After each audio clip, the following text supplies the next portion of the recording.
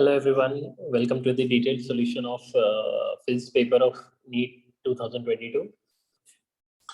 First of all, I'm very sorry that I'm uploading this video so late because I've been attending to calls of all of my students who have been calling since 5:30 or a little after that. And कुछ लोगों का अच्छा हुआ है, कुछ लोगों का बुरा हुआ है, तो इसका kind of mixed reaction. Phase का पेपर तो बहुत ही इजी था, तो मेजॉरिटी लोगों ने अच्छा किया होगा। आई सपोज जिन्होंने भी टाइम दिया होगा एटलीस्ट अगर फेज को, तो उनको कोई दिक्कत नहीं हुआ होगा। बट जो मुझे इन जनरल जो फीडबैक मिला है अब तक वो ये है कि बायोलॉजी वाज वेरी लेंदी, क्योंकि उसमें बहुत सारे स्टेटमेंट बेस्ड क्वेश्चंस थे, लंबे लंबे पैराग्राफ थे, एंड जिससे उनका टाइम बहुत ज़्यादा किल हुआ। तो नॉर्मली बच्चों को जिनको 40 मिनट में वो बायोलॉजी पूरा सेक्शन कंप्लीट करके निकल जाते थे, तो उनको कहीं ना कहीं 1 घंटा से भी ऊपर लगा है। 1 घंटा 10 मिनट, 1 घंटा 20 मिनट भी कुछ लोगों को लगा है। तो इससे कहीं ना कहीं एक पैनिक बटन क्रिएट हुआ है उनके बीच में, और वहाँ पे अगर पैनिक क्रिएट हो जाता है तो फिर एग्जामिनेशन खराब होने के चांसेस आपके बढ़ जाते हैं। तो ओवरऑल जो मेरी फीडबैक मुझे मेरे टीम से मिली है वो यही है कि बायोलॉजी का पेपर वाज अ लेंदी, मतलब नॉर्मल स्टैंडर्ड से काफ़ी डिफरेंट और डिफिकल्ट था। And chemistry was moderate, NCERT based ही थी पूरी की पूरी। और फिजिक्स का पेपर तो मेरे अकॉर्डिंग तो काफ़ी इजी है। एक दो कंट्रोवर्शियल क्वेश्चंस भी हैं, तो वो मैं आगे चल के डिस्कशन करता हूँ, ठीक है। So without wasting much of your time I will straight away move to the solutions. I will try to be as concise as possible, जहाँ पे आप कम से कम टाइम इन्वेस्ट करके ज़्यादा से ज़्यादा आउटपुट देख सकें, मतलब ज़्यादा टाइम आपको स्पेंड ना करना पड़े, ठीक है। First question, if a soap bubble expands the pressure inside the bubble. सबसे पहली चीज है कि अगर हम एक्सेस प्रेशर लिखते हैं जो कि inside pressure minus outside pressure होती है, तो ये होती है 4s/r। तो इसका मतलब है कि अगर हम रेडियस को इंक्रीज करते हैं, pressure inside the bubble, soap bubble expand कर रहा है, जैसे कि उसने कह रखा है सोप बबल एक्सपैंड कर रही है, तो इसका मतलब है रेडियस आपकी इंक्रीज कर रही है। सो रेडियस इंक्रीज कर रही है, इसका मतलब एक्सेस प्रेशर आपका क्या होगा, डिक्रीज करेगा। इसका मतलब जो अंदर का जो प्रेशर है वो आपका क्या होगा, डिक्रीज कर जाएगा। तो इसलिए ऑप्शन आपका जो करेक्ट होगा that will be decreases. So decrease is the correct option. The next question is the graph which shows the variation of de Broglie wavelength of a particle and its associated momentum। ये तो straight forward result है, lambda is h/p। इसका मतलब कि lambda और p का product क्या होगा, एक यूनिवर्सल कांस्टेंट होगा। सो इसका मतलब क्या है, रेक्टेंगुलर हाइपरबोला होना चाहिए। सो रेक्टेंगुलर हाइपरबोला का nature,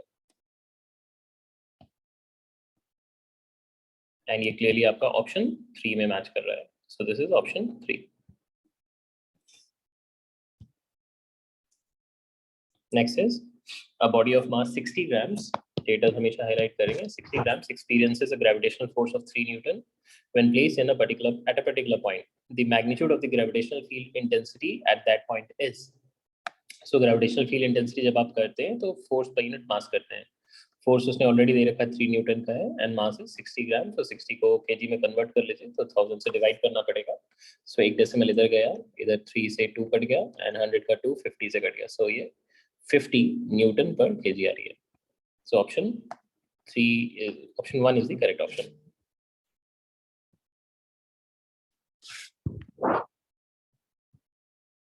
Next is question number 4. Biot-Savart law gives us the expression for the magnetic field strength of an infinitesimal current element ideal of a current carrying conductor only। अब जब अगर आप magnetic field का expression देखोगे तो DV vector को जब हम डिफाइन करते हैं तो mu not into IDL cross r and divided by r cube करके फाइंड आउट करते हैं। Mu not by 4 pi, sorry, mu not by 4 pi into IDL cross r by r cube से फाइंड करते हैं। तो ये क्लियरली इसमें जो आइडियल वेक्टर है, आइडियल वेक्टर जो है, इसको हम क्या बोलते हैं, इसको हम करंट एलिमेंट बोलते हैं। ये जो आइडियल क्वांटिटी है, this is current element, it's a vector quantity, this is current element which is basically a vector quantity, ठीक है। तो हम इस करंट एलिमेंट की वजह से ही basically magnetic field find out करते हैं बायोट-सावर्ट लॉ के अकॉर्डिंग। सो उसने यही कह रखा है। सो एक करंट कैरिंग कंडक्टर की वजह से ही, एक इनफिनिटेसिमली स्मॉल करंट एलिमेंट की वजह से हम मैग्नेटिक फील्ड फाइंड करते हैं बायोट-सावर्ट लॉ को यूज करके, व्हिच इज परफेक्टली करेक्ट, ठीक है। इसमें एक डिबेटेबल सा चीज हो सकता है, बट बहुत ज्यादा डिबेटेबल नहीं है। जैसे अगर हम मूविंग चार्जेस भी कंसिडर करते हैं, जैसे कहीं पे भी अगर एक चार्ज है, मान लो क्यू चार्ज है, और उसको हमने वेलोसिटी v से मूव करा रखा है, तो इसकी वजह से भी सराउंडिंग में जब हमको मैग्नेटिक फील्ड निकालनी होती है ना, तो इसके लिए भी हम सिमिलर सा एक्सप्रेशन यूज करते हैं, which is V0/4 pi into Q V cross R and divided by R cube होता है. So this is also Biot-Savart law. This is also Biot-Savart law. तो इस केस में इस केस में क्या होगा, ये इस एक्सप्रेशन को यूज करके मतलब मूविंग चार्जेस की वजह से भी आप मैग्नेटिक फील्ड फाइंड करते हैं. तो ये अगर मैं स्ट्रिक्टली बोलने जाऊं तो ये स्टेटमेंट 1 जो है वो आपका इनकरेक्ट हो जाएगा, स्ट्रिक्टली अगर बोलने जाए तो.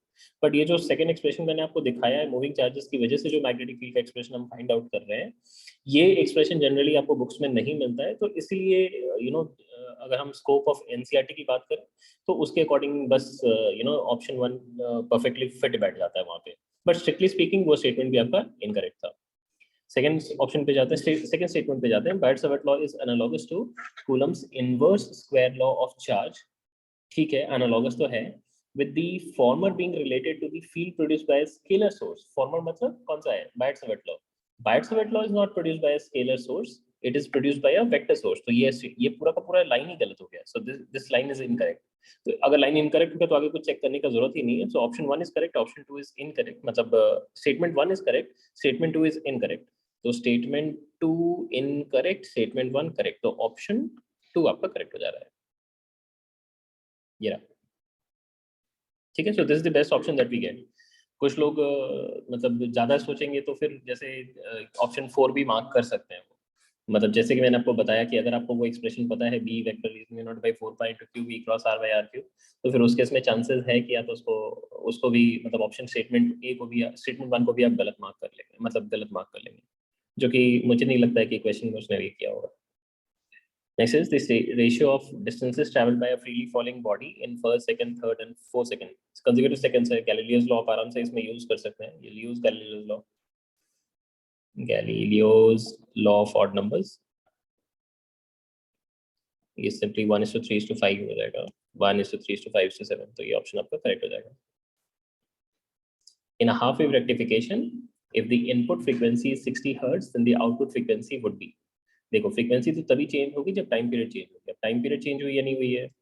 अगर हम इनपुट की बात करते हैं तो टाइम के रिस्पेक्ट में हमने सपोजली एक साइनसोइडल वेव को डाला है. ठीक है, we are applying a sinusoidal wave. अगर मैं इसका आउटपुट वेव ड्रॉ करता हूँ, इसका अगर आउटपुट वेव ड्रॉ किया जाए तो आउटपुट वेव में बस क्या होता है, जो नेगेटिव हाफ होगा उसको हम क्या करते हैं, रिमूव कर देते हैं. तो ये नेगेटिव हाफ की रिमूव हो गई है. अगर आप नोटिस करोगे तो टाइम पीरियड अगर हम कैलकुलेट करते हैं तो टाइम पीरियड पहले जितनी थी और अभी जितनी है वो टाइम पीरियड तो अनचेंज ही रह गई है. क्योंकि जितने स्मॉलेस्ट इंटरवल के बाद सॉरी जितने स्मॉलेस्ट इंटरवल के बाद जो आपकी फंक्शन की वैल्यू रिपीट होती है उसी को हम क्या बोलते हैं, इसका पीरियड बोलते हैं. तो पीरियड तो आपके अनचेंज है, और पीरियड अनचेंज है तो इसका मतलब क्या है, उसकी फ्रीक्वेंसी भी अनचेंज रहेगी. तो 60 हर्ट्ज का अगर इनपुट था तो 60 हर्ट्ज का आउटपुट भी रहेगा. सो 60 hertz is the correct answer. Next is a spherical ball is dropped in a long column of a viscous liquid, highly viscous liquid. जब हम हाईली विस्कस लिक्विड कह रहे हैं इसका मतलब अगर विस्कस फोर्स की हम बात करते हैं तो 6π(eta)RV ये इसके अकॉर्डिंग फोर्स लगेगा. अब अगर आप ऑब्जेक्ट को गिराते हो तो इस केस में mg तो डाउनवर्ड्स है ही, अपथ्रस्ट ऊपर की तरफ है, और विस्कस फोर्स भी आपका ऊपर की तरफ आएगा. mg और अपथ्रस्ट तो कांस्टेंट फोर्सेस हैं, बट विस्कस फोर्स क्या होगा, वेलोसिटी के ऊपर डिपेंडेंट है. जैसे जैसे नीचे की तरफ आपकी वेलोसिटी आपकी इंक्रीज करती चली जाएगी, वेलोसिटी अगर इंक्रीज करेगी तो इसका मतलब है विस्कस फोर्स भी आपका इंक्रीज करेगा, और विस्कस फोर्स इंक्रीज करेगा तो आपका एक्सेलरेशन जो है वो आपका डिक्रीज करता जाएगा. तो वेलोसिटी टाइम ग्राफ का आपका जो स्लोप होना चाहिए वो कंटिन्यूअसली डिक्रीज करना चाहिए, जो कि क्लियरली ऑप्शन बी में ही सिर्फ दिख रहा है. तो ऑप्शन बी मतलब ये जो फर्स्ट ऑप्शन है जिसमें बी वाला ग्राफ मार्क है वो आपका करेक्ट स्टेटमेंट हो जाएगा. नेक्स्ट पूछा उन्होंने the angle between electric lines of force and the equipotential surface. So अगर आप इलेक्ट्रिक फील्ड लेते हो और इक्विपोटेंशियल सरफेस कंसीडर करते हो तो equipotential surface electric field line से क्या होते हैं, परपेंडिकुलर होते हैं. क्यों होते हैं, क्योंकि अगर आप इलेक्ट्रिक फील्ड लाइंस के साथ इक्विपोटेंशियल सरफेस को अगर परपेंडिकुलर नहीं कंसीडर करते हो, जैसे अगर यहाँ पे आप देखोगे electric field is perpendicular to surface, ये इक्विपोटेंशियल सरफेस से परपेंडिकुलर होना चाहिए. अब क्यों होना चाहिए, क्योंकि अगर इलेक्ट्रिक फील्ड अगर परपेंडिकुलर नहीं हुई तो इसका मतलब है कोई एक कंपोनेंट इस इलेक्ट्रिक फील्ड की आ जाएगी अलोंग द सरफेस, एंड उस इलेक्ट्रिक फील्ड के पैरेलल कंपोनेंट की वजह से हमें अलोंग द सरफेस मूव करने के लिए वर्क करना पड़ेगा।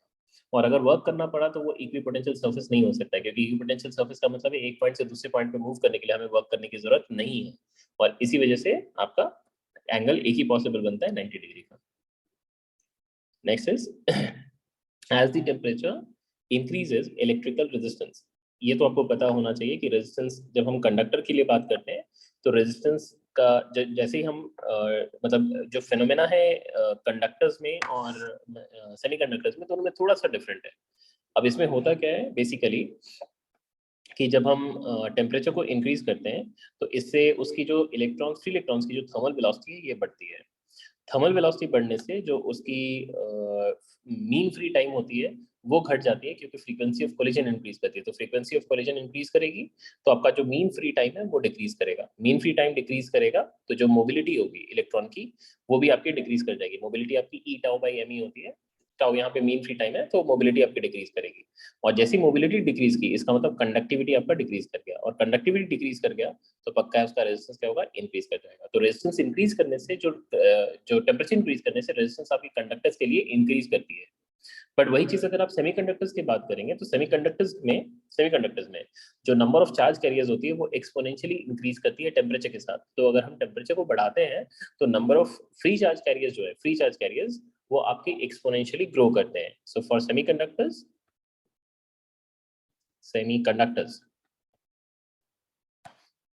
count of electrons and holes increases with increase in temperature. So ये वाला फैक्टर जो है टेम्परेचर इंक्रीज करने से जो आपका इलेक्ट्रॉन एंड होल का नंबर जो इंक्रीज कर रहा है, ये फैक्टर काफी डोमिनेंट है इस बात पे कि उसकी जो मोबिलिटी है वो आपकी डिक्रीज कर रही थी। तो दो फैक्टर्स होते हैं, एक है कि आपका कितने नंबर ऑफ चार्ज कैरियर्स हैं, क्योंकि जब आप कंडक्टिविटी फाइंड करते हैं तो एन ई म्यू करके फाइंड करते हैं। तो म्यू अगर घट रहा है बट एन की वैल्यू अगर बहुत ज्यादा इंक्रीज कर जा रही है तो उस केस में एन ई म्यू का जो प्रोडक्ट है वो क्या होगा, आपका इंक्रीज कर जाएगा। तो उसलिए आपका जो कंडक्टिविटी है वो आपका इंक्रीज कर जाता है। तो इस केस में आपकी कंडक्टिविटी आपकी इंक्रीज करेगी एंड रेजिस्टेंस आपकी क्या होगी, डिक्रीज करेगी। सो सेमीकंडक्टर्स के लिए उल्टा होगा। तो डिक्रीज कहाँ गया, increases for conductors but decreases for semiconductors. तो ये ऑप्शन बी आपका करेक्ट हो जाएगा, मतलब सेकंड ऑप्शन जो। Next is in the given nuclear reaction the element X is, ये तो क्लियरली आपको पॉजिट्रॉन दे रखा है, this is positron emission. Positron is basically E+1 and 0।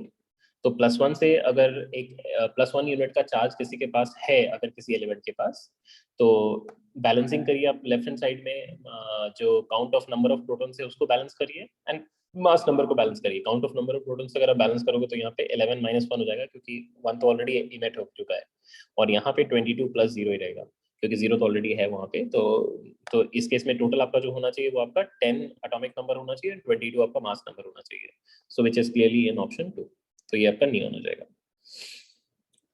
Next is let T1 and T2 be the energy of the electron in the first and second excited state। okay, important बात ये है कि excited state की बात कर रही है, मतलब कौन से स्टेट में है इलेक्ट्रॉन, वो उसकी बात नहीं कर रहे हैं, कौन से एक्साइटेड स्टेट में है। तो फर्स्ट एक्साइटेड स्टेट की अगर हम बात करते हैं तो n = 2 होगी। सेकंड एक्साइटेड स्टेट की बात करें तो n = 3 होगी। So first excited state is n = 2 and second excited state is n = 3। अब पूछा उन्होंने according to Bohr's model the ratio of T1 and T2, आपकी एनर्जी जो है, जो टोटल एनर्जी आती है, तो टोटल एनर्जी जो होती है वो क्या होती है, इनवर्सली प्रोपोर्शनल टू n² होती है। तो अब आपने पूछा है T1:T2, तो T1 मतलब फर्स्ट एक्साइटेड स्टेट, मतलब यहाँ पे 4 हो जाएगा, एंड T2 मतलब सेकंड एक्साइटेड स्टेट, मतलब यहाँ पे 9 हो जाएगा। सो 9:4 is the correct answer. So option 3 will be correct.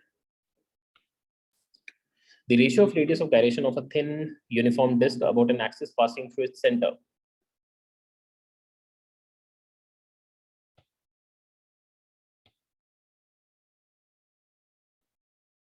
सो ये डिस्क है और एक एक्सिस वो कह रहे हैं इसके सेंटर से पास कर रही है और नॉर्मल टू इट्स प्लेन है, एंड दूसरी वो कह रहे हैं डायमीटर के वो, ये ऐसा डायमीटर। तो इसको अगर मैं एक्सिस ए बी कह रहा हूँ और इसको सी डी कह रहा हूँ, तो moment of inertia about A B जो आती है that comes out to be mr²/2, and इसी को आप क्या लिखते हैं m × k about A B का स्क्वायर लिखते हो। And moment of inertia about CD लिखोगे तो आती है mr²/4, इसी को लिखोगे आप m into K about CD का स्क्वायर। एंड क्लियरली अगर आप moment of radius of gyration का रेशियो निकालोगे KB/KCD करोगे तो that will come out to be √2 times हो जाएगा। ये 1/√2 एंड ये 2 रेशियो लेंगे तो √2 पर, सो √2 आ जाएगा। सो √2:1 is the correct answer, option 1।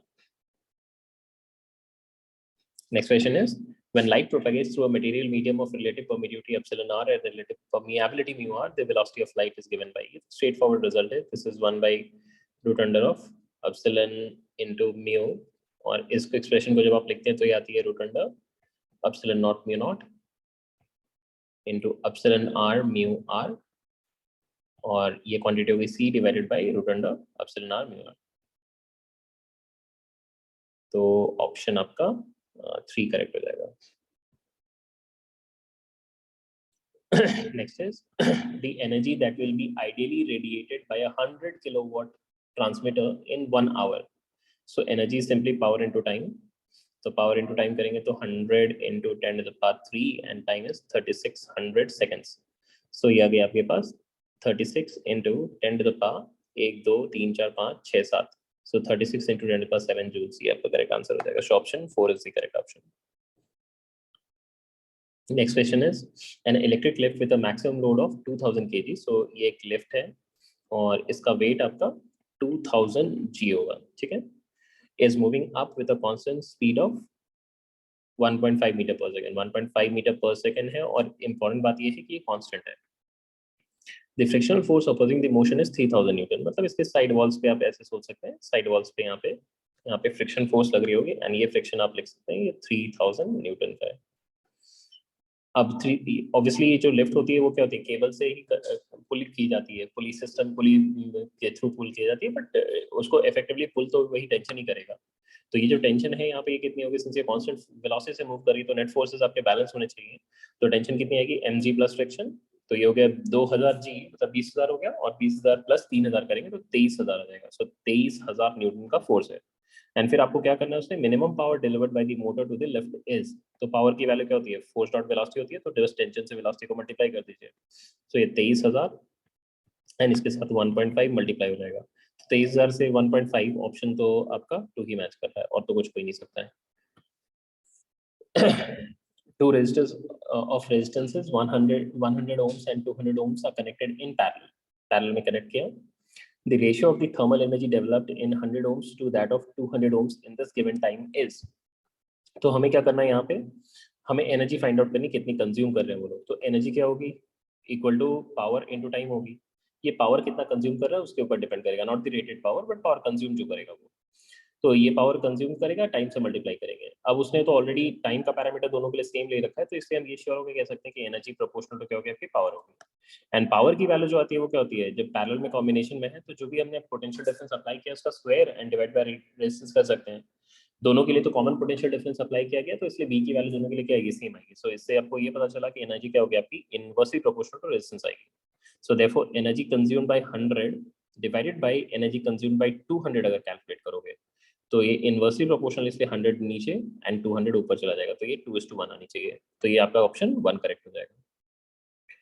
Next question, the peak voltage of an AC source is equal to, ये तो एकदम बिल्कुल पक्के से आपको याद होगा, V not is basically √2 times of VRMS। तो ऑप्शन आपका 2 करेक्ट हो गया।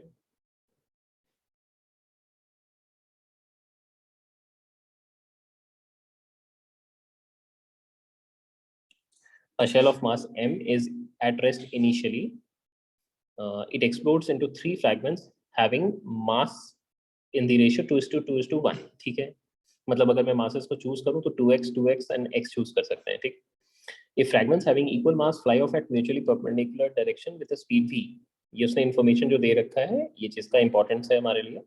तो मैं ऐसा मान लेता हूँ कि एक मास जो गया है 2x मास का, तो उसकी मोमेंटम कितनी हो गई है, 2x इंटू वी हो गई है। मैं x को बेसिकली मास माना है, ठीक है, और जो दूसरा गया है वो बेसिकली वो भी आपका 2x भी मोमेंटम लेके गया है।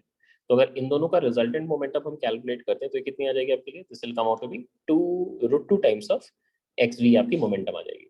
तो अब सिंस कंबाइंड मोमेंटम इस पूरे सिस्टम का जीरो होना चाहिए क्योंकि कोई नेट एक्सटर्नल फोर्स इस सिस्टम पे नहीं लगी है, तो इससे जो थर्ड फ्रैगमेंट है, जो राइटर फ्रैगमेंट है, उसको बेसिकली इसके ऑपोजिट डायरेक्शन में सेम मोमेंटम से जाना पड़ेगा। तो वो कितने मास का था? x मास का था, क्योंकि 2:2:1 है, और इसकी वेलोसिटी को मैंने v डैश मान लिया। So by condition x into V dash that should be equal to, क्या लिखेंगे, 2√2 इंटू एक्स वी होना चाहिए। तो ये x यहाँ से कट गया और आपको 2√2v मिल गया। तो ये क्लियरली ऑप्शन आपका 2 करेक्ट हो जाएगा। If the initial tension on a stress string is doubled, tension को हम डबल कर रहे हैं, then the ratio of initial to final speed, velocity proportional to tension होती है, तो velocity initial to velocity final, ये देखो थोड़ा सा ट्रिकियर है क्योंकि इनिशियल इज टू फाइनल पूछा है। Generally final is to initial पूछते हैं इस सब पे, तो फिर ये थोड़ा सा ध्यान रखने का, इनिशियल इज टू फाइनल कर रहे हो तो यहाँ पे T1/T2 करेंगे, और T1 कितना था आपका? T था, और बाद में 2T कर दिया आपने, तो इसका मतलब क्या है? 1/√2 टाइम्स हो जाएगा। सो 1/√2 इज ऑप्शन 2, तो ये आपका करेक्ट हो गया। This is 90। An ideal gas undergoes 4 different processes, the same from the same initial state as shown in the figure below. The processes are adiabatic, isothermal, isobaric, and isoporic. The curve which represents the adiabatic is, ये तो clearly इसमें तो pressure constant है, तो delta P zero होगा। ये तो volume constant है 1 वाला, तो इसमें वॉल्यूम डेल्टा पी जीरो होगा।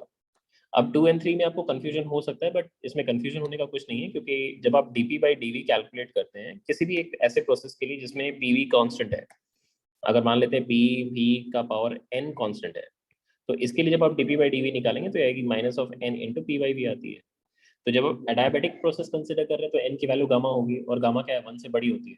इसका मतलब कि एडायबिटिक क्या होगा? ज्यादा स्टीपर होगा। एडायबिटिक मोर स्टीपर, मतलब ज्यादा स्टीपनेस होगा उसमें, मोर स्टीप कंपेयर टू आइसोथर्म, क्योंकि उसमें n की वैल्यू 1 मिलेगी आपको कंपेयर टू आइसोथर्म। तो इसीलिए आपका जो एडायबिटिक है उसने पूछा है कौन सी एडायबिटिक है, तो ये आपकी एडायबिटिक हो जाएगी।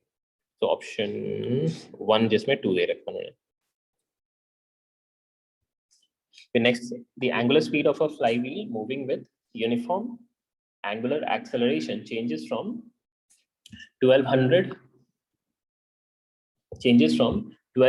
rpm to 3120 rpm in 16 seconds. The angular acceleration is, so alpha find out करना है आपको, तो simply change in angular velocity by time कर लेंगे। So this will be 3120 minus of 1200 divided by time interval which is 16. बस take care of the units, क्योंकि उन्होंने radiance पर सेकंड स्क्वायर में पूछा है, और एंगुलर वेलोसिटी उसने रेवोल्यूशंस पर मिनट में दिया है।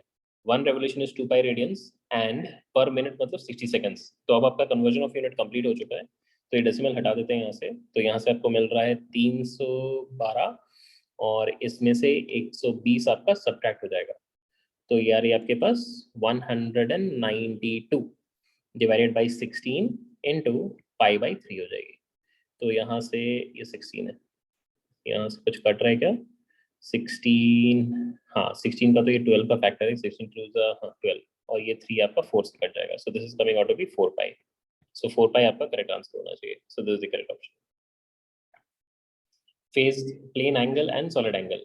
अगर प्लेन एंगल आप डिफाइन करते हैं तो ये आर्क लेंथ ओवर रेडियस होती है, एंड सॉलिड एंगल डिफाइन करते हैं तो area of cap of sphere divide by R square होती है। जब आप प्लेनर एंगल मेजर करते हैं तो रेडियंस में मेजर करते हैं, और जब सॉलिड एंगल मेजर करते हैं तो आप स्टेरेडियन में मेजर करते हैं। तो यूनिट तो दोनों के साथ एसोसिएट हो रही है, बट डायमेंशंस किसी का भी नहीं होगा। सो इसमें क्या पूछा है? किसके पास यूनिट है, किसके पास डायमेंशन नहीं है? So they have units but no dimensions. Option 4 is correct. Next question में उसने पूछा है कि कौन सा in this given circuit ABC the potential drop across the two PN junctions are equal in, किसमें पोटेंशियल ड्रॉप आपको सेम मिलेगा? अगर आप नोटिस करोगे तो इधर हायर पोलैरिटी वाला टर्मिनल, इधर लोअर पोलैरिटी वाली ऑप्शन ए में, तो P type is connected to positive, and इधर से अगर आप नोटिस करोगे तो N type is connected to negative. तो इसमें दोनों ही डायोड जो है आपके क्या हो रहे हैं? फॉरवर्ड बायस हो रहे हैं। सो ये भी फॉरवर्ड बायस है आपका, और ये भी फॉरवर्ड बायस है। सो दोनों ही फॉरवर्ड बायस होने की वजह से आपका जो पोटेंशियल ड्रॉप मिलेगा दोनों में सेम मिलेगा।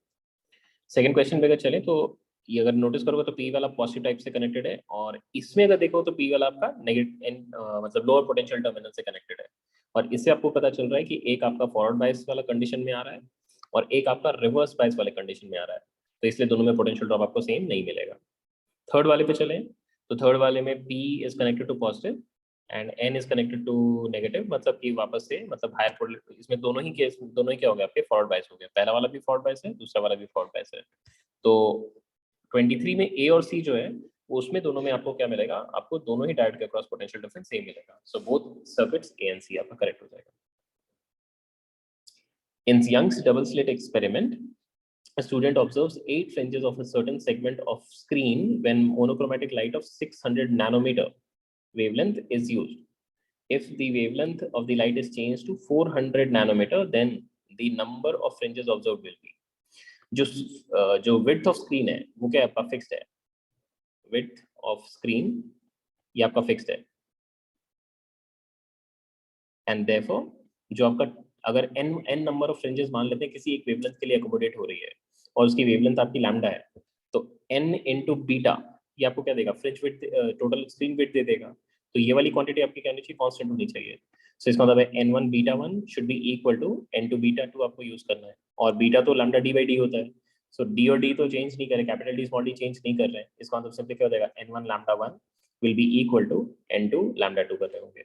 अब बस वैल्यूज को सब्स्टिट्यूट करो, रफली कर लो, तुरंत ही पता चल जाएगा। 8 into 600 should be equal to 400 into n2, तो 4 तो 2 डेसिमल प्लस चला गया 2, 2 इंटू 6 इज 12, तो इसका मतलब है n2 जो आ गया आपकी 12 आ जाएगी। सो 12 आना चाहिए आपका करेक्ट ऑप्शन, सो यहाँ से 12। Next question is, when two monochromatic lights of frequency nu and nu by 2 are incident on photoelectric metal, their stopping potentials are Vs by 2 and Vs respectively.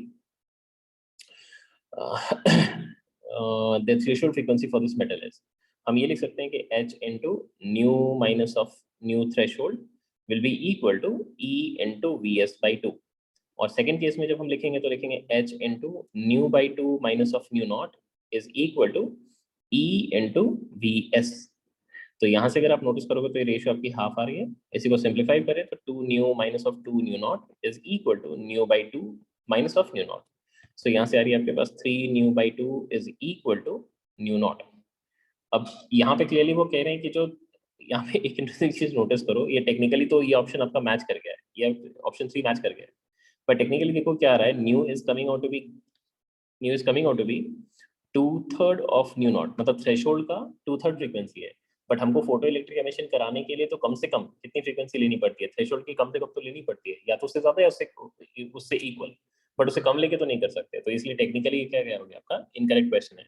So this is a technical mistake in this question, ठीक है। तो ये question आपका technically incorrect है, but best of the 4 अगर माने तो basically option 3 को आप चूज कर सकते हैं, ठीक है। So best of the 4, this is not correct answer but I will say this is best of the 4 option, ठीक है, बेस्ट ऑफ 4 है, ठीक है। यहाँ पे नो फोटो इलेक्ट्रिक एमिशन मैं लिख दे रहा हूँ यहाँ पे, ठीक, नो फोटो इलेक्ट्रिक एमिशन होगी।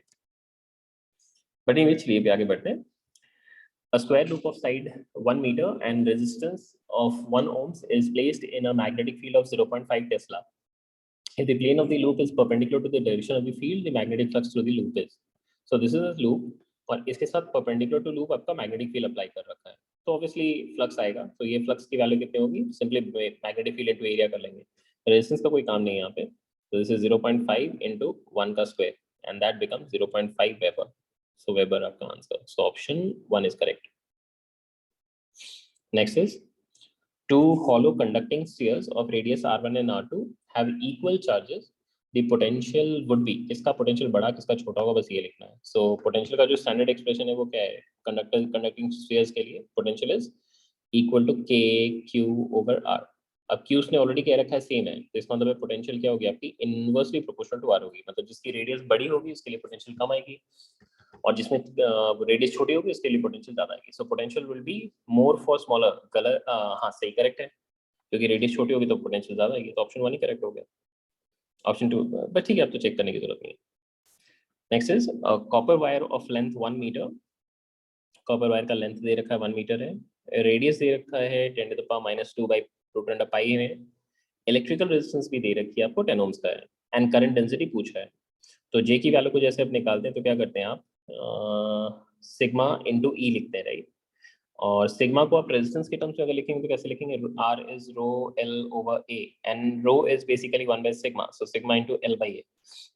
सो सिग्मा की वैल्यू को आप लिख सकते हैं, this is L by A into R हो जाएगा। तो वैल्यूज को सब्स्टिट्यूट करें सो ये L by A area is pi R square into resistance and into electric field करना पड़ेगा। वैल्यूज को सब्स्टिट्यूट करते हैं।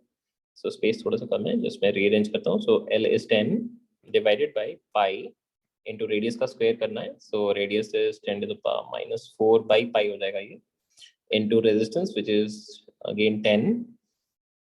हाँ, एंड इसके साथ फिर इलेक्ट्रिक फील्ड मल्टीप्लाई करनी है न्यूमरेटर में। इलेक्ट्रिक फील्ड की वैल्यू भी दे रखी है 10 वोल्ट पर मीटर ही है। सो 10 हो गया यहाँ पे, ये पाई कैंसिल आउट हो गया, तो यहाँ से डेसिमल भी कैंसिल आउट हो गया, तो 10 to the power 5 आ रही है, 10 to the power 5 एम्पियर पर मीटर स्क्वायर का। So option C 3 is correct. A long solenoid of radius 1 mm has 100 turns per mm. ठीक है। Current of 1 ampere flows in the solenoid. The magnetic field strength at the center. So B at center जब आप calculate करते हैं तो आती है mu naught Ni. Values को substitute कर लें. So this is 4 pi into 10 to the power -7. N is number of turns per unit length. So 100 turns per unit length. और आ गया radius इतना है 100 turns per mm बोला उन्होंने, तो पर मीटर में कन्वर्ट करने सही में, तो 10 to the power -3 मल्टीप्लाई करेंगे डिनोमिनेटर में, और उसके साथ फिर करंट मल्टीप्लाई करेंगे विच इज 1। वैल्यू कितनी आ रही है आपके पास, ये 3 और 2 5, सो 4 pi into 10 to the power -2 आ रही है।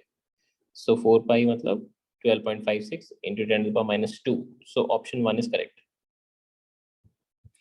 Next, two objects of mass 10 kg and 20 kg respectively are connected to the two ends of a light rod of length, light rod है, it connect to ends, negligible mass का है, rigid rod है negligible mass का, and यहाँ पे दो ends पे आपने एक एंड पे 10 किलो का मास लगा रखा है और एक एंड पे आपने 20 किलो का मास लगा रखा है, और आपको सेंटर ऑफ मास का डिस्टेंस पूछा गया है 10 केजी के मास से। तो ये 10 केजी का मास से इधर से डिस्टेंस जब आप निकालेंगे तो mass, location of centre of mass जो होती है, अगर 2 पॉइंट मास के लिए कैलकुलेट करते हैं तो इनवर्सली प्रोपोर्शनल टू मास आती है, मतलब 10 केजी से अगर सेपरेशन निकालनी तो 20 के प्रोपोर्शनल आएगी। So that will be 20 divided by 10 + 20 into the total separation which is, कितनी टोटल सेपरेशन आपकी 10 मीटर की, तो 10 मीटर डाल देंगे यहाँ, तो ये कट गया, तो यार आपके पास 20/3 आ रही है। सो 20/3 is the correct option. Yes, 30. A light ray falls on a glass surface of refractive index √3 at an angle 60 degree. So ये एयर है, ये ग्लास है, और यहाँ पे उन्होंने क्या रखा है कि हमने यहाँ पे 60 डिग्री पे रे को इंसिडेंट करा रखा है। और इस ग्लास के लिए आपको रिफ्रैक्टिव इंडेक्स म्यू की वैल्यू √3 दे रखी है। Angle between refracted and reflected ray पूछा गया है। इस क्वेश्चन में पर्टिकुलरली जब भी ऐसे क्वेश्चन आते हैं तो ये जनरली आपका ब्रेसेस लॉ का डायरेक्ट एप्लीकेशन होता है, जिसमें ब्रेसेस लॉ में हमने ये देखा है कि अगर किसी एक मीडियम में अगर हम एयर से लाइट डालते हैं और रिफ्लेक्टेड और रिफ्रैक्टेड रे के बीच में अगर एंगल 90 डिग्री बनती है तो रिफ्लेक्टेड रे जो है वो आपका प्लेन पोलराइज होता है, और ये तभी होता है जब tan थीटा की वैल्यू म्यू से मैच करती है। थीटा वहाँ पे एंगल ऑफ इंसिडेंस है, तो यहाँ पे tan 60 अगर आप कैलकुलेट करते हैं tan 60 डिग्री, तो ये एग्जैक्टली √3 आ रही है विच इज म्यू, और इससे आपको देख के पता चल रहा है कि रिफ्लेक्टेड एंड रिफ्रैक्टेड रे आपका 90 डिग्री पे होगा। सो आपकी रिफ्लेक्टेड एंड रिफ्रैक्टेड रे ये आपकी म्यूचुअली परपेंडिकुलर होगी। आप प्रूव भी कर सकते हैं इसको, ये आसान सा काम है, बट ये फैक्ट की तरह याद रखें तो अच्छा ही है। ठीक है, तो ये 90 डिग्री पे आएगी। Next is 32. The dimensions of m l t to the power -2 a to the power -2 belongs to. अब एक एक करके, जैसे इतने सारे फिजिकल क्वांटिटीज के हम डायमेंशंस तो याद नहीं रखते, तो एक एक करके चेक करते हैं। सबसे पहले सेल्फ इंडक्टेंस का निकाल रहे हैं। सेल्फ इंडक्टेंस निकालने का सबसे अच्छा तरीका है एनर्जी की वैल्यू को हाफ Li स्क्वायर यूज करना। तो एल की वैल्यू जब डायमेंशनली आप कैलकुलेट करोगे तो ये आएगी आपकी dimensions of energy and divide by current का स्क्वायर कर लेंगे। Dimensions of energy is ml2 t to the power -2 and divided bye आपका एम्पियर का स्क्वायर हो जाएगा। ये क्लियरली आपका क्वालिफाई नहीं कर रहा है क्योंकि एल का डायमेंशन हमको 1 चाहिए और यहाँ पे एल का डायमेंशन 2 है, तो ये तो आपका नहीं होगा, पक्का है। अब मैग्नेटिक परमिएबिलिटी पे चलते हैं, मतलब म्यू का डायमेंशन निकालना है आपको। ठीक है, तो मतलब म्यू नॉट की निकाल लेते हैं। तो म्यू नॉट की वैल्यू को अगर निकालनी है तो आप क्या कर सकते हैं, यहाँ पे एम्पियर सर्किट लॉ यूज कर लो। तो एम्पियर सर्किट लॉ यूज करते हैं तो क्या लिखते हैं, integration of B dot D L is equal to mu naught times of I enclose, यही तो लिखते हो। तो बस यहाँ से म्यू नॉट की वैल्यू को हम निकाल सकते हैं, मतलब डायमेंशनली ये मैग्नेटिक फील्ड और लेंथ का product and divided by current से आएगा। अब हमने क्या किया, इसमें आई को ऊपर नीचे मल्टीप्लाई कर लेते हैं, तो ये बी आई एल हो जाएगा एंड डिवाइडेड बाय आई आ जाएगा। बी आई एल किसका यूनिट है, फोर्स का, तो ये हो जाएगा ml2 t, sorry ml t -2 and divided bye अच्छा, आई को ऊपर नीचे मल्टीप्लाई किया है तो आई स्क्वायर हो जाएगा यहाँ पे, तो यहाँ पे एम्पियर का स्क्वायर। अगर आप नोटिस करोगे तो ये एग्जैक्टली इससे मैच कर गया, तो ऑप्शन 2 इज करेक्ट। तो ऑप्शन 2 को हम करेक्ट मार्क कर लेंगे, यहाँ पे करेक्ट हो गया। सो this is number 32। Next is 33।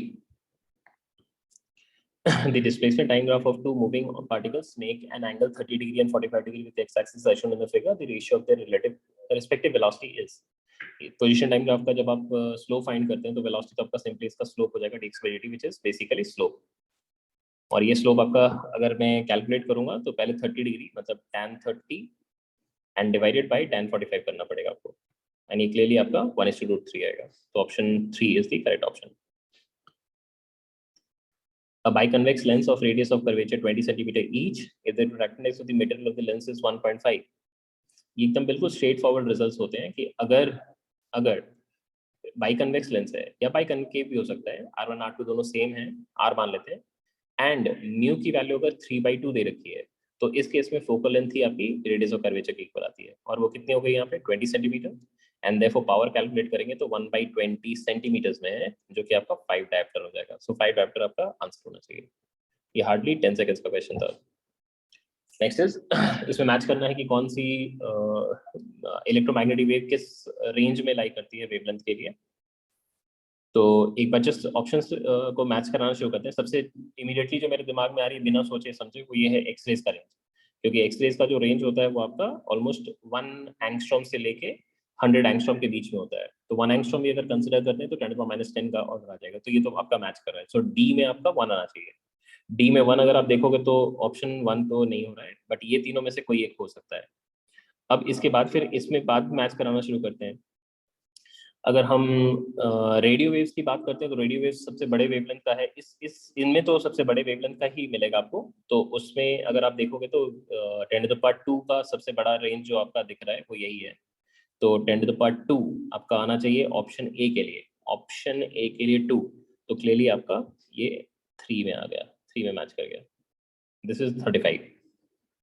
तो सेक्शन ए तो कंप्लीट हो गया। देखो इधर मैं इतनी बात करके भी ये इसको हाफ एन आवर के अंदर ही रैप कर लिया है, तो ये पेपर इतना डिफिकल्ट आपको पता चल ही रहा नहीं है। A nucleus of mass number 189 splits into two nuclei of mass number 125 and 64. The ratio of the radius. So radius आपकी क्या होती है? mass number के 1/3 पावर के प्रोपोर्शनल होती है। तो रेडियस ऑफ का रेशियो चाहिए तो R1:R2 अगर कैलकुलेट करेंगे तो 125:64 और इसका 1/3 पावर लेना पड़ेगा। तो क्लियरली आपका 5:4 आ रहा है। So 5:4 is the correct answer. So ये आपका करेक्ट हो जाएगा। This was number 36. Next is 37. A transparent medium, two transparent media A and B are separated by a plane boundary. The speed of light in those media are 1.5 into 10 to the power 8 and 2 into 10 to the power 8 meter per second. Critical angle पूछा है। जब हम critical angle calculate करते हैं तो sine theta सी की value का निकालते हैं। तो ये सिंपली μ2/μ1 करते हैं। μ2/μ1 तो डिपेंड करता है आप किसको μ1 कहना चाह रहे हैं, किसको μ2 कह रहे हैं, बट इसको इन जनरल साइन थीटा की वैल्यू तो 1 से छोटी रहेगी, तो इसको ऐसे याद रखते हैं कि छोटा रिफ्रैक्टिव इंडेक्स बाय बड़ा रिफ्रैक्टिव इंडेक्स करना है। और म्यू की जो वैल्यू होती है वो स्पीड ऑफ लाइट के साथ कैसे रिलेटेड होती है? वी की जब आप म्यू को डिफाइन करते हैं तो speed of light in vacuum by speed of light in medium define करते हैं, मतलब इनवर्स रिलेशन होगा। इसका मतलब इसकी वैल्यू को जब आप कैलकुलेट करेंगे तो यहाँ पे आपका क्या हो जाएगा, यहाँ पे वेलोसिटी इन दी मतलब ये वेलोसिटी जब आप लोगे तो यहाँ पे बड़ा वाला वैल्यू लेना पड़ेगा फिर से वापस से, एंड यहाँ पे वेलोसिटी आपको छोटा वाला लेना पड़ेगा। ठीक है, मतलब ये बेसिकली कंफ्यूज नहीं करिएगा। मतलब साइन थीटा की वैल्यू कभी भी बड़ी नहीं हो सकती 1 से, इसीलिए मैंने याद रखने के लिए बस वैसे ही कर लिया है। ठीक है, तो यहाँ पे आपको बस ऐसे याद रखना है कि जिसका छोटा रिफ्रैक्टिव इंडेक्स है उसका वेलोसिटी यहाँ पे आएगा, और जो बड़ा रिफ्रैक्टिव इंडेक्स है उसका वेलोसिटी यहाँ पे आएगा। बस यही चीज़ है। तो अकॉर्डिंगली अभी v की वैल्यू अगर आप सब्स्टिट्यूट करोगे तो 1.5 डिवाइडेड बाई 2 आ जाएगा, which is basically 3/4। Sine theta 3/4 होना चाहिए, which is basically 0.75। So sine inverse 0.75 ये तो करेक्ट ऑप्शन है। A big circular coil of 1000 turns and average radius 100 meter is rotating about its horizontal diameter. So एक circular coil है और इसको हम horizontal diameter के about turn कर रहे हैं। ये है horizontal diameter और इसके about हम इसको घुमा रहे हैं। If the vertical component of the Earth's magnetic field, so vertical component मतलब इस direction की field है, और at that place is इतना, the electrical resistance of the coil is इतना, then find the maximum induced current. So induce current की अगर मुझे मैक्सिमम वैल्यू चाहिए तो मतलब इंड्यूस्ड ईएमएफ का maximum value divide by resistance लेना पड़ेगा। इंड्यूस्ड ईएमएफ की जो मैक्सिमम वैल्यू है that is N B A omega and फिर रेजिस्टेंस से डिवाइड करेंगे। ठीक है, एन की वैल्यू कितनी दे रखी है 1000, बी की वैल्यू कितनी दे रखी है उसने, बी वर्टिकल कंपोनेंट है जो फील्ड का और वो है 2 × 10⁻⁵ सो 2 × 10⁻⁵ लिखा। एरिया आपका है कितने का, कहाँ गया, सर्कुलर टर्न है पाई आर का, पाई स्क्वायर करना पड़ेगा। एक मिनट यहाँ जगह नहीं हो रहा, मैं इसको थोड़ा सा साइड कर देता हूँ।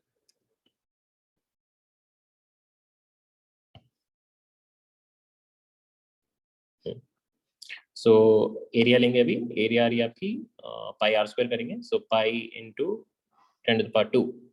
फिर ओमेगा लेंगे, ओमेगा की वैल्यू है आपकी 2 and divide by radius resistance करेंगे, रेजिस्टेंस आ रही है आपकी 12.56 आ रही है। वैल्यूज को एक बार रीअरेंज करें तो 3 2 5 3 2 5 कट गया, तो आ रही है 4 पाई डिवाइडेड बाई 12.56 आ रही है।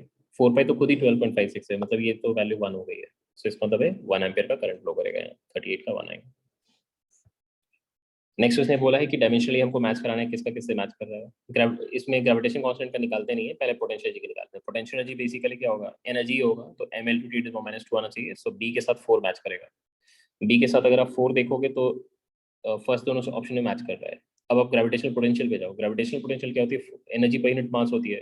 तो energy per unit mass calculate करोगे तो आपका ये ऑप्शन 1 पे मैच करेगा। तो मतलब 3 के साथ मतलब सी के साथ बेसिकली 1 मैच होना चाहिए। सी के साथ 1 मैच करने वाला सिर्फ और सिर्फ ऑप्शन 1 है, ये रहा करेक्ट ऑप्शन। सी के साथ 1 एंड बी के साथ 4, correct. Assertion reasoning: the stretching of a spring is determined by the shear modulus of the material of the spring। क्योंकि जब हम स्प्रिंग को खींचते हैं, ये आपका स्प्रिंग है, तो इसको जब आप दोनों एंड पे पकड़ के खींचते हो तो ये सिर्फ और सिर्फ मतलब लंबा नहीं होता, बट साइड में ट्रांसवर्स डायरेक्शन में भी उसमें स्ट्रेन जनरेट होता है। मतलब कि वो मतलब सिर्फ और सिर्फ उसकी लेंथ नहीं बढ़ती है, मतलब वो ट्रांसवर्स डायरेक्शन में भी इंक्रीज करता है। तो इसलिए मतलब उसमें बेसिकली थोड़ी सी टिल्ट जनरेट होती है एक एक मतलब टर्न में बेसिकली। जैसे ये इमेजिन करो कि ये एक सिंगल टर्न है, जब आप उसको खींचते हो तो वो कैसे हो जाएगा, ये ऐसे चला जाता है। तो इस केस में क्या होगा, साइडवेज थोड़ा सा डिस्प्लेस करके ना, जो कि आपका शेयर में होता है। तो ये तो आपका करेक्ट स्टेटमेंट है। The sharing stretching of a spring is determined by shear modulus of the metal of the spring। This is the correct statement. A coil spring of copper has more tensile strength than a steel spring of same dimension। Now this is an incorrect statement क्योंकि जो steel है वो ज़्यादा strong होती है। तो this is tensile strength is directly related to Young's models. तो steel को आपको स्ट्रेच करना ज़्यादा मुश्किल होता है compare to copper. So this is a fact. तो इसलिए ये जो इसने कह रखा है कि कॉपर का ज़्यादा होगा, तो ये स्टेटमेंट आपका इनकरेक्ट हो गया है। ठीक है, so it's a fact.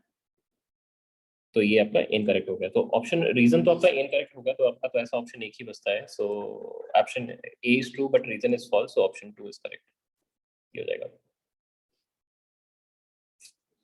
Next is the area of a rectangular field of length and breadth दे रखा है। सो लेंथ में अगर आप देखोगे, लेंथ में तो 3 सिग्निफिकेंट फिगर्स हैं, यहाँ पे 3 सिग्निफिकेंट फिगर है। और ब्रेड्थ में अगर देखोगे तो 2 सिग्निफिकेंट फिगर्स है। जब आप प्रोडक्ट करोगे तो फिर आपका फाइनल आंसर में कितने होने चाहिए, 2 सिग्निफिकेंट फिगर होने चाहिए। फाइनल आंसर में 2 सिग्निफिकेंट फिगर्स होने चाहिए। तो 2 सिग्निफिकेंट फिगर तो सिर्फ और सिर्फ ऑप्शन सी में दिख रहा है, तो आपको मल्टीप्लाई करके टाइम वेस्ट करने की जरूरत नहीं है। Next is 42। ये गेट से रिलेटेड है, तो यहाँ पे ए है तो ऑब्वियसली यहाँ पे ए बार आएगा। फिर यहाँ पे बी है तो यहाँ पे बी बी ही रहेगा। अब ये नॉट गेट है तो ये हो जाएगा ए इंटू बी का बार हो जाएगा, विच by De Morgan's law is a bar plus B बार।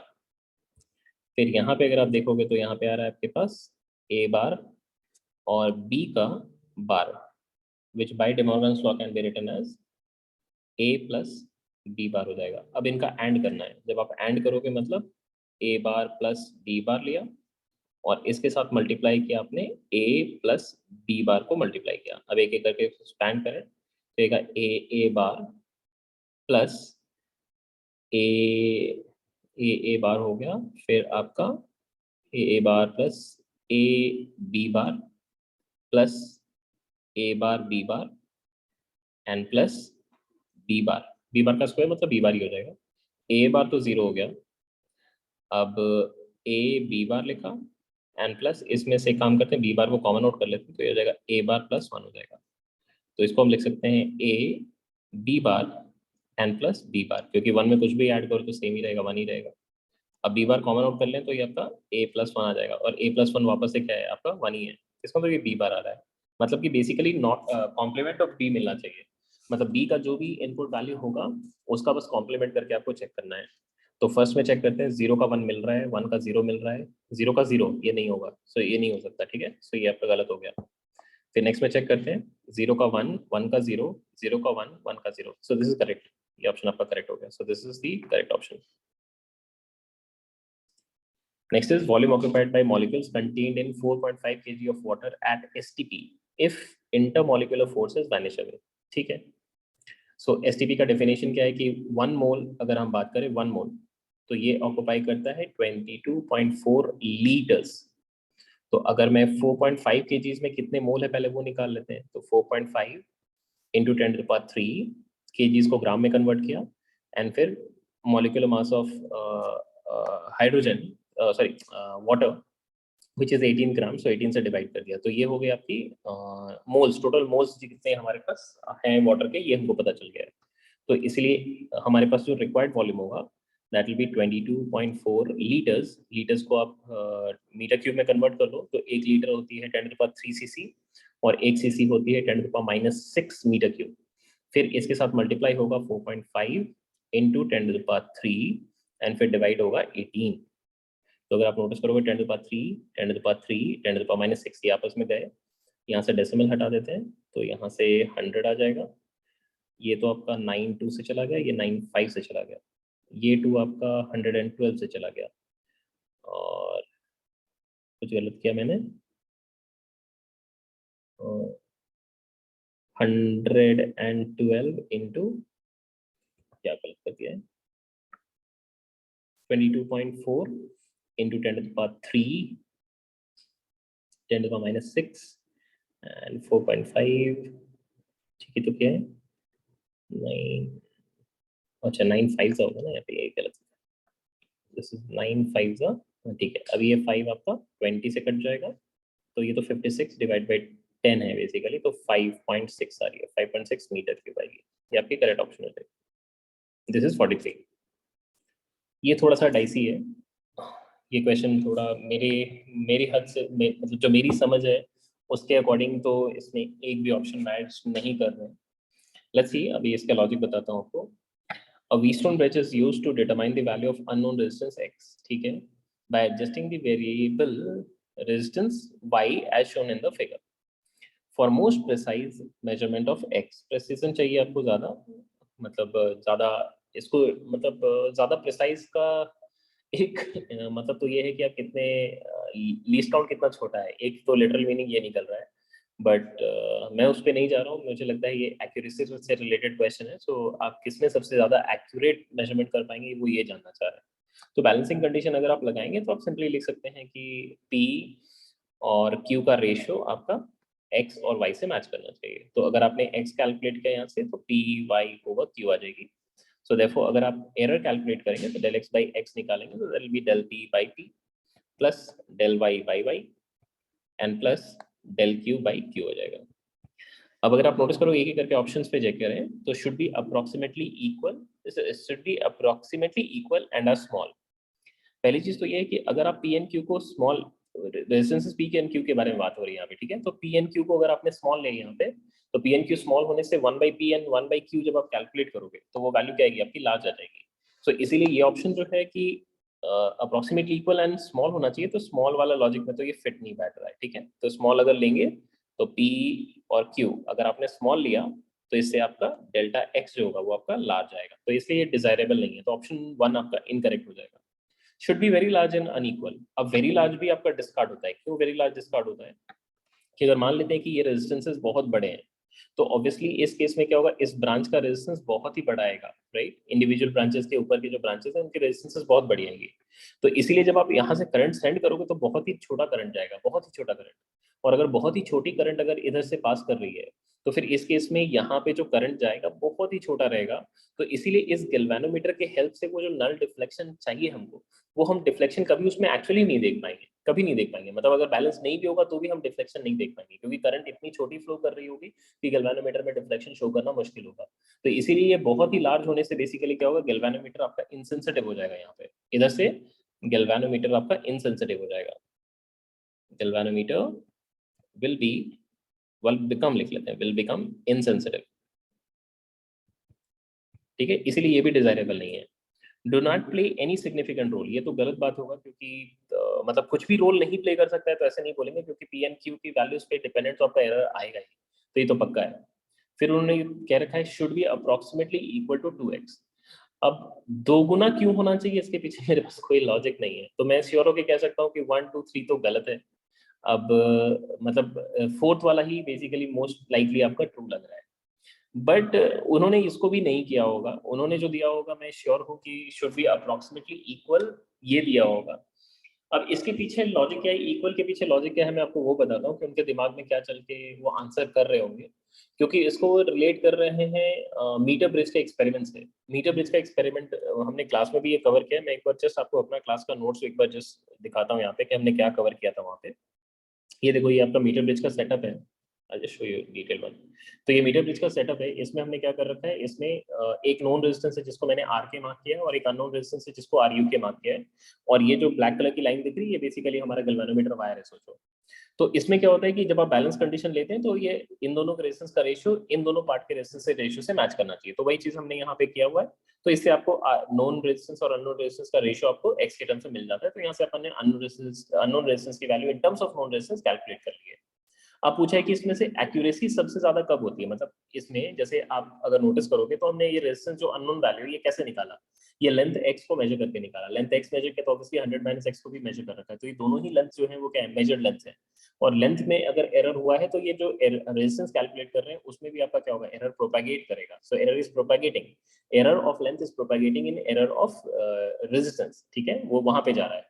तो अब वो एरर निकालने के लिए हम क्या करेंगे, मैंने ये सोचा है कि अगर मुझे एक्यूरेसी सबसे ज्यादा चाहिए तो मतलब एरर आपका रेजिस्टेंस में सबसे कम आना चाहिए। तो मैंने x को एक लेंथ L1 की तरह ट्रीट किया है और 100 - x को एक लेंथ L2 की तरह ट्रीट किया है। यहाँ पे देखो, यही चीज मैं यहाँ पे दिखा रहा है कि लेट अस से कि x की वैल्यू L1 है और 100 - x की वैल्यू L2 है। तो अननोन रेजिस्टेंस की वैल्यू क्या होगी, L2/L1 इंटू नॉन रेजिस्टेंस। अब एरर फॉर्मुला लगा लेते हैं। एरर फॉर्मुला क्या है, डेल्टा R/R लिखा एंड देन अकॉर्डिंगली लेंथ में एरर दोनों का लिखा।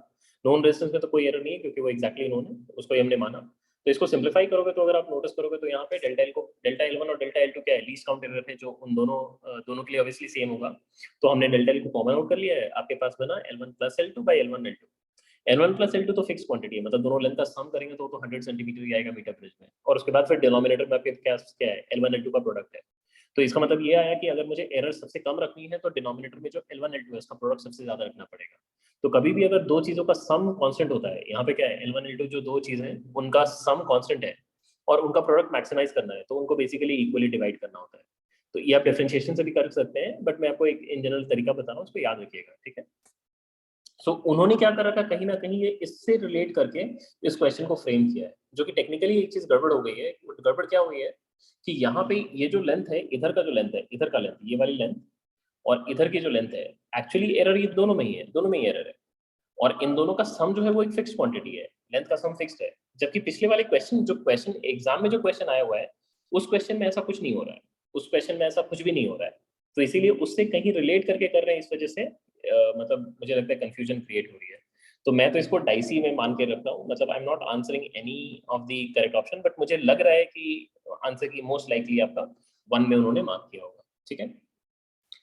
नेक्स्ट क्वेश्चन पे मूव करते हैं। In a series LCR circuit with inductance of 10 Henry, capacitance of 10 microfarad, resistance of 50 ohms is connected to an AC source of voltage 200 sin 100t। तो omega की value आपको 100 radiance पर second मिल गई है, मैं यूनिट नहीं लिख रहा हूँ, जगह कम है। रेजोनेंट फ्रीक्वेंसी न्यू नॉट है, फ्रीक्वेंसी ऑफ सोर्स न्यू है। तो अगर आगे पूछा उन्होंने, चलो ठीक है, एक बार XC XL निकालते हैं। तो XL की वैल्यू निकालेंगे तो ओमेगा इंटू L हो जाएगा। सो 100 × 10 दैट बिकम्स 10⁻3, मतलब 1000 ohms है। XC निकालेंगे तो 1/ωc निकालेंगे, सो 100 × 10⁻⁻5। तो ये अगर नोटिस करोगे फिर से 10⁻3, तो इसका मतलब XC और XL क्या हो गए, सेम हो गए। और जैसे आपको पता चल गया कि XL सेम है, इसका मतलब ये ऑलरेडी रेजोनेंस में है। तो फ्रीक्वेंसी की वैल्यू जब निकालनी है तो आपको क्या करना पड़ेगा, ये तो ऑलरेडी रेजोनेंट फ्रीक्वेंसी आपको पता चल गया, तो ये क्या हो जाएगा ओमेगा बाई 2 पाई हो जाएगा। तो ये ओमेगा तो आपको ऑलरेडी 100 दे रखा है, डिवाइड बाई 2 पाई कर लीजिए, सो 50 डिवाइड बाई पाई आना चाहिए, सो 50 डिवाइड बाई पाई आपका ऑप्शन 1 करेक्ट हो जाएगा। Next है, a capacitor of capacitance 600 picofarad is charged fully by a 100 volt battery. Then it is disconnected from the battery and connected to another uncharged capacitor of capacitance 900 picofarad as shown. The electrostatic energy stored in the system will be. पहला चीज तो ये है कि अगर मैं यहाँ पे अगर मतलब अगर मैं यहाँ पे इनिशियल एनर्जी निकालता हूँ तो ये हो जाएगी आपकी half C into V square हो जाएगी, ठीक है। सी और वी तो पता है आपको मिल जाएगी। बाद में अगर आप देखोगे तो फाइनल एनर्जी अगर आप निकालोगे तो दोनों का इंडिविजुअल चार्जेस चेंज हुआ है, दोनों के इंडिविजुअल चार्जेस डेफिनेटली आपके चेंज होंगे। अच्छा, यहाँ पे पोलैरिटी उन्होंने गलत मार्क कर रखा है, यहाँ पे माइनस होगा, ठीक है। सो इंडिविजुअल चार्जेस तो डेफिनेटली चेंज हो जाएंगे, क्योंकि जो अनचार्ज था उसमें Q/2 आ जाएगा और जो चार्ज था उसमें आपका Q/2 आ जाएगा। मतलब उसमें ऊपर वाले कैपेसिटर का जो चार्ज है वो घट गया, Q से Q/2 हो गया, और नीचे वाले में आपका 0 से Q/2 आ चुका है। तो मतलब यहाँ पे Q/2 आपका Q/2 डिस्ट्रीब्यूट हो जाएगा प्लस माइनस के साथ, this is minus, this is plus, और यहाँ पे भी आपका plus Q/2 and minus Q/2 आपका डिस्ट्रीब्यूट हो जाएगा। तो फाइनल एनर्जी अगर आप देखोगे तो Q² 2 times of C equivalent लिख सकते हैं, और C इक्विवेलेंट कितना है 2C है, तो इसका मतलब जो एनर्जी आएगी वो कितनी आएगी, half of half C V square आ जाएगी, दैट्स इट। तो इसका मतलब ये दे जाएगी आपकी half of half into C, capacitance is 900, pico मतलब 10⁻12 है, एंड वी स्क्वायर मतलब 10⁻4 हो जाएगा। सो ये आ रही है आपके पास 4 2 6 मतलब 10⁻6 हो गई है, और 9/4 मतलब 2.25 आ जाएगी। 2.25 इंटू 10⁻6 होना चाहिए, तो ऑप्शन 2 आपका करेक्ट हो जाएगा। दिस 46। नेक्स्ट 47 तो स्ट्रेट फॉरवर्ड रिजल्ट है डाइपोल का। दो चार्जेस दे रखे हैं और electric field at a far away distance पूछा है। तो इलेक्ट्रिक फील्ड क्या दी है आपकी, इनवर्सली प्रोपोर्शनल टू R³ आती है। ये आपका डाइपोल का स्ट्रेट फॉरवर्ड रिजल्ट है, शॉर्ट डाइपोल का, शॉर्ट डाइपोल। तो ये आपका ऑप्शन ए करेक्ट हो जाएगा। Next is a ball is projected with a velocity of 10 meter per second at an angle 60 degree with the vertical.